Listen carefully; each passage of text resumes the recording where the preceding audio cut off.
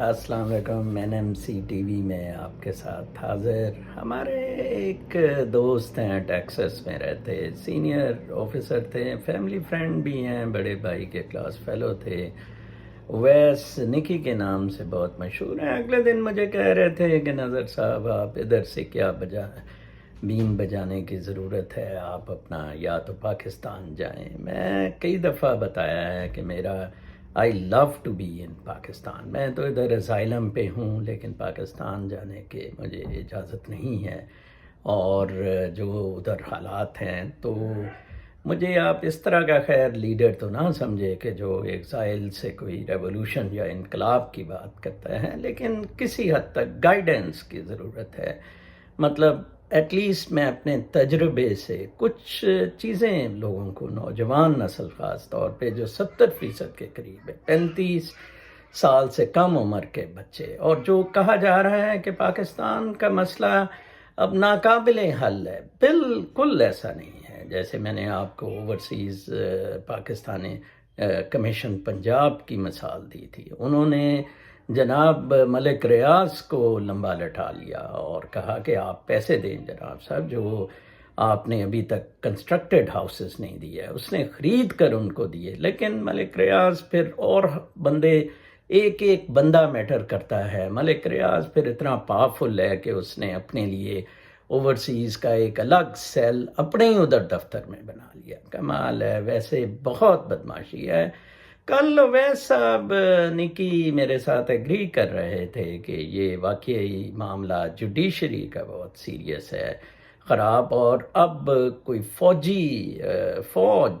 Military government through judiciary کچھ کر سکتی ہے۔ ایک تو بیوروکریسی کو بالکل پیک اپ کرا دینا چاہیے۔ کل ہی مجھے ایک دوست بتا رہا تھا کہ جی یہ تو زاہد سعید کو حسن فواد نے لگوایا ہے۔ میں کہا جی ہاں، یہ دونوں اپنی بیویوں کے سر پہ پروموشنیں لیتے تھے اور حرام زدگیاں کرتے تھے۔ دیکھیں فواد کس طرح نیب نے ملٹری انٹرونشن کی وجہ سے فواد اور راحت چیمہ کو چھوڑا۔ اتنے فٹ کیسز، اربوں روپیہ نکالا جا سکتا تھا۔ جب عمران خان نے اس کو شہزاد اکبر کو لگایا اکاؤنٹیبلٹی کا، اس سے پہلے میں نے کچھ افسروں سے $200 بلین نکلوانے کی آفر کی تھی، جو واٹس ایپ پہ بہت وائرل بھی ہوا تھا۔ بہت دکھ ہوتا ہے ایکچولی، ہمیں جو چیز ایٹ لیسٹ ہم کر سکتے ہیں، ہم ان لوگوں کو بے نقاب کریں۔ جو اچھے لوگ ہیں، تڑیاں لگتی ہیں، دھمکیاں دیتے ہیں۔ میں جب چیئرمین PCBL تھا تو میں نے بھی ملک ریاض کو، اس نے ہماری PCBL کی زمینوں پہ قبضہ کیا ہوا تھا، رگڑا دیا، اور بعد میں بلکہ ادھر ایک سکھ چین سوسائٹی ہے، وہ بھی مجھے پلاٹ آفر کرتے رہے، اور اس میں نواز شریف وغیرہ کے پلاٹ بھی تھے۔ لیکن پھر عذاب یہ ہوتا ہے کہ وہ ریونیو کی جورسڈکشن تھی، میں نے اپنی جورسڈکشن میں ان کو ٹکا نہیں دیا۔ وہ پھر اخلاق تاڑڑ ایک ٹاؤٹی ٹائپ افسر ہوتے تھے، وہ انہوں نے کروا دیا۔ بہرحال یہ جنگ جاری رہنی چاہیے، اور پرفیکٹ سچویشن کبھی بھی نہیں، کسی ملک میں بھی نہیں ہے۔ ایٹ لیسٹ کچھ رول آف لا ہونا چاہیے۔ اس وقت تو بالکل ٹاؤٹ لگے پڑتے ہیں، جیسے وہ بندہ اردگن کو کہ وہ سوری اردگن کہہ رہے ہیں، ارطغرل ڈرامے کے کریکٹر کو لے آیا، اور عظمت کے کیا اس بندے لڑکے کا نام جو اندر ہے، کس طرح وہ کہتا ہے میرا ماموں گورنر ہے، میرا چاچا وزیر اعلیٰ ہے، اور یہ ہے، اور وہ ہے بھی نہیں، فیکٹ بھی نہیں۔ بالکل اسی طرح جیسے میں نے کل جہانگیر کہا کہ وہ اپنا ٹاؤٹ بنا ہوا ہے کور کمانڈرز اور ان کا، وہ جعلی کہہ رہا ہے۔ اس کے خلاف میں نے GHQ میں شکایت کی ہے کہ یہ دیکھیں جی، یہ ایک بندہ پھر رہا ہے، اور یہ اس طرح پھر سودے بازیاں کروا رہا ہے۔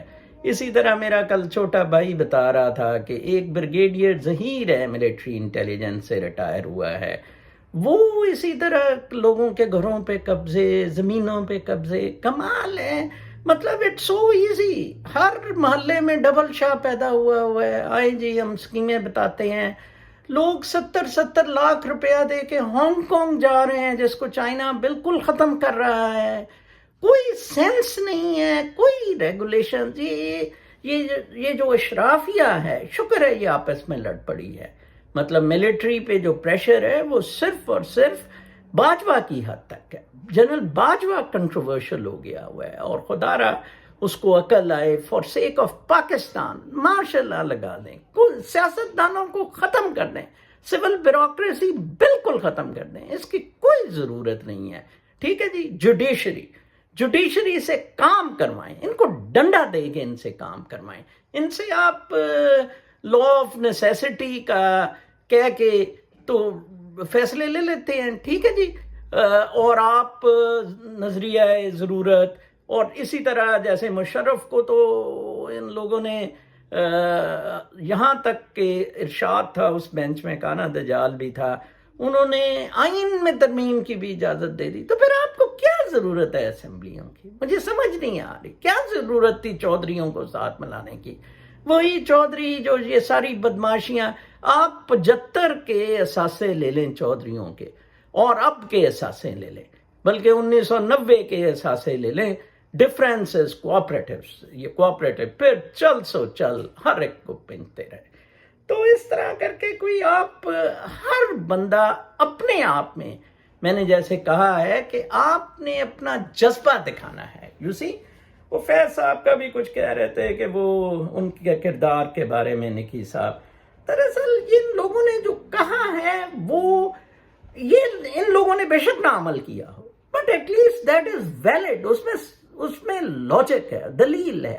علامہ اقبال، الطافو بڑا ان کے کردار پہ لندن میں بیٹھا ہوا ہے. یہ لندن میں جو بدماش بیٹھے ہیں سارے، وہ اچھالتا ہے، حالانکہ انہوں نے صحیح اسپرچول فلسفی دی. ٹھیک ہے نا جی. انہوں نے تو کہا جی اٹھا دو پردہ بس راز سے، لڑا دو ممولے کو شہباز سے. یہ ممولے بیٹھے ہیں لندن میں، ٹھیک ہے نا، یہ لڑے نا شہباز سے آ کے. تو دیکھیں، that should be the spirit. اس طرح لڑیں آپ، اس طرح اپنے حقوق کے لیے اٹھے. پھر مجھے بار بار افشاں لطیف کی مثال دینی پڑتی ہے. تنہا ایک عورت لڑ رہی ہے، اور یہ سارے پروونشل گورنمنٹ اور یہ بدماش کٹھے ہوئے ہیں. اپنا بہت خیال رکھیں. کل تک کے لیے اجازت. اللہ نے کرے.